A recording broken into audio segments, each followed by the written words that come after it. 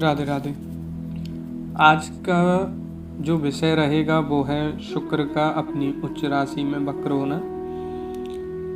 तो आज हम बात करेंगे कि शुक्र के वक्र होने पर किन लोगों पर कैसा प्रभाव पड़ेगा।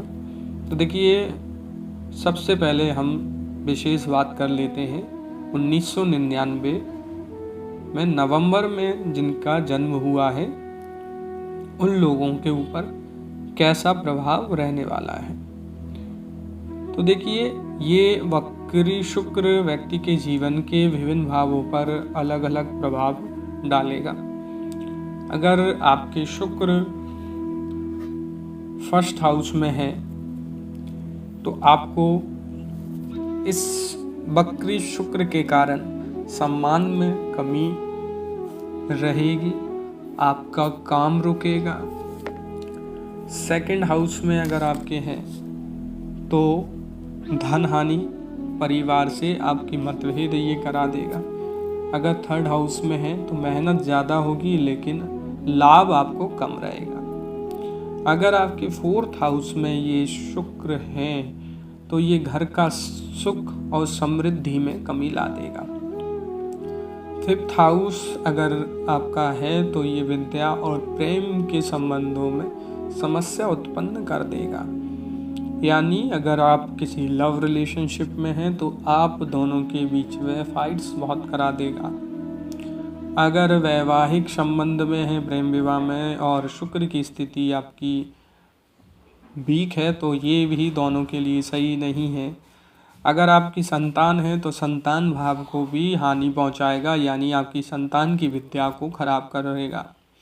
सिक्स्थ हाउस में अगर आपके शुक्र हैं तो शत्रु प्रभावी होंगे और धन हानि होगी, जिससे ऋण लेने का योग ये बना देगा। अगर सेवेंथ हाउस का है तो पति पत्नी के बीच तनाव रहेगा, शारीरिक सुख में कमी आएगी।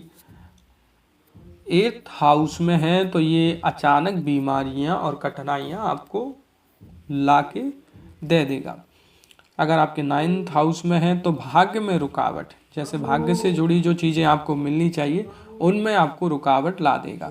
अगर टेंथ हाउस का आपका शुक्र है तो करियर और काम में रुकावटें लाएगा। 11th हाउस में है तो धन प्राप्ति में समस्या खड़ी कर देगा। 12th हाउस का है तो परदेश या घर से दूरी, मानसिक शांति की कमी ला देगा। तो थोड़ा सा इसको और डीपली विस्तार से थोड़ा समझ लें। देखिए, अगर फर्स्ट हाउस में है तो सम्मान की कमी, यानी आप किसी भी कार्य को लेकर कोई कार्य कर रहे हैं और वहाँ आपको सम्मान की आवश्यकता है या उम्मीद है तो यहाँ इस महीने जब तक शुक्र वक्र है तब तक आपको सम्मान अपने कार्यों में कम देखने को मिलेगा और कामों में भी रुकावटें आएगी। धन हानि होगी, बेफिजूल के आपके खर्चे बढ़ा देगा, परिवार से मतभेद करा देगा। अगर आप जॉइंट फैमिली में रहते हैं तो परिवार में मतभेद आपको देखने को मिल जाएगा। थर्ड हाउस वालों को मेहनत बहुत ज़्यादा दे देगा, स्ट्रगल बहुत करवाएगा, लेकिन उसका बेनिफिट प्रॉफिट कम रहेगा। फोर्थ हाउस वालों के लिए जो है घर के सुख, यानी आपके घर के जो निजी भौतिक सुख हैं, आप कोई प्रॉपर्टी लेने का सोच रहे हैं या अपना घर निर्माण करने का सोच रहे हैं या वाहन आदि लेने का सोच रहे हैं या वाहन आदि है तो इन सब के सुख में कमी ला देगा या कहीं ना कहीं इनसे हानि करवा देगा आपको। तो अभी फ़िलहाल में प्रॉपर्टी, घर आदि, वाहन आदि लेने से बचें तो ज़्यादा अच्छा रहेगा। फिफ्थ हाउस में अगर आपका है तो विद्या और प्रेम, तो जो स्टडी कर रहे हैं उन व्यक्तियों को इस समय बहुत थोड़ा सा बच के रहना चाहिए, क्योंकि उनके अंदर अभी कामुकता बहुत ज़्यादा प्रबल हो जाएगी। जो 18+ हैं, ऐसे जो स्टूडेंट्स हैं, वो मेल फीमेल कोई भी रहे, इनके अंदर थोड़ा सा इस समय अट्रैक्शन बहुत ज़्यादा होगा और मानसिक चिड़चिड़े हो जाएंगे उस चीज़ को लेकर। इसके कारण जो है इनकी स्टडी में प्रॉब्लम आएगी। और स्टूडेंट्स में ही अगर आप प्रेम संबंध में हैं तो दोनों के बीच में फाइट्स काफ़ी ज़्यादा होंगी, मनमुटाव ज़्यादा आ जाएंगे। तो ये चीज़ें आपको डिस्टर्ब कर सकती हैं अपनी स्टडी को लेकर, तो इसमें भी सावधान रहें। अगर आप मैरिज लाइफ में हैं, मैरिड लाइफ में हैं, लव मैरिज में हैं या फिर आपके बेबीज़ हैं, तो यहाँ इन लोगों को, मैरिज लाइफ वालों को मैरिज में समस्या आएगी, जिनकी संतान है उनको संतान से भी समस्या आएगी, उनकी स्टडी को भी लेकर, उनके स्वास्थ्य को लेकर यहाँ आपको समस्या देखने को मिलेगी। 6th हाउस वालों को शत्रु प्रभावी हो जाएंगे। तो इस समय आपके जो गुप्त शत्रु हैं उसमें भी स्त्री वर्ग विशेष, या अगर आपकी कोई स्त्री से झगड़ा है या किसी बात को लेकर मनमुटाव है तो यहाँ नवंबर 1999 वालों को सावधान रहना होगा, क्योंकि ये कहीं ना कहीं आपको हानि कर सकती हैं, आपका धन खर्च करवा सकती हैं या फिर आपको कारावास भी करवा सकती हैं। 7th हाउस में पति पत्नी के बीच में ये मनमुटाव ला देगा। अगर आपके शुक्र की स्थिति बहुत अच्छी नहीं है तो पति पत्नी के बीच में मनमुटाव ला देगा। क्यों? क्योंकि तनाव रहेगा, शारीरिक सुख दोनों को सही नहीं रहेगा, तो शारीरिक सुख के कारण दोनों के बीच में तनाव बहुत ज़्यादा बढ़ जाएंगे। 8th हाउस वालों को जो है बीमारी, अगर आप फीमेल हैं तो यहाँ आपको अपने पर्सनल प्रॉब्लम्स बढ़ सकती हैं इस मंथ में।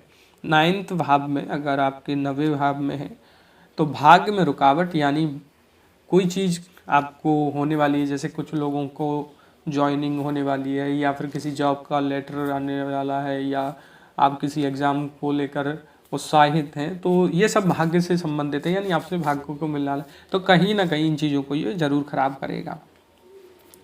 अगर आप 10th हाउस का है तो आप कोई भी बिजनेस कर रहे हैं, जॉब कर रहे हैं या प्रमोशन आदि के लिए सोच रहे हैं तो ये यहाँ भी आपको डिस्टर्ब करेगा।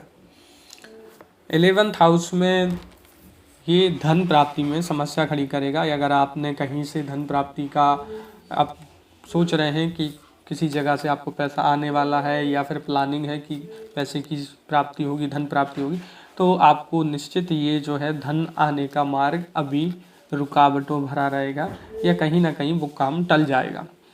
अगर आपका 12th हाउस का है तो परदेश या घर से दूर जाना आपको पड़ सकता है।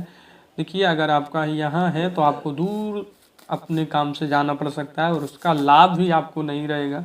इससे आप मानसिक परेशान हो सकते हैं और आपकी शांति में कमी आ सकती है। अगर इस तरह आपकी इस समय समस्याएं आपको आ रही हैं तो आप शुक्र के उपाय जरूर करें, जैसे कि इत्र लगाना, इत्र दान करना, भगवान शिव और पार्वती की पूजन अर्चन करना, शिव पार्वती जी को इत्र चढ़ाना, सफ़ेद चीज़ों का दान करना और जितना हो सके चिड़चिड़े होने से बचें, भौतिक सुख सुविधाओं से संबंधित चीज़ों को खरीदने से भी बचें।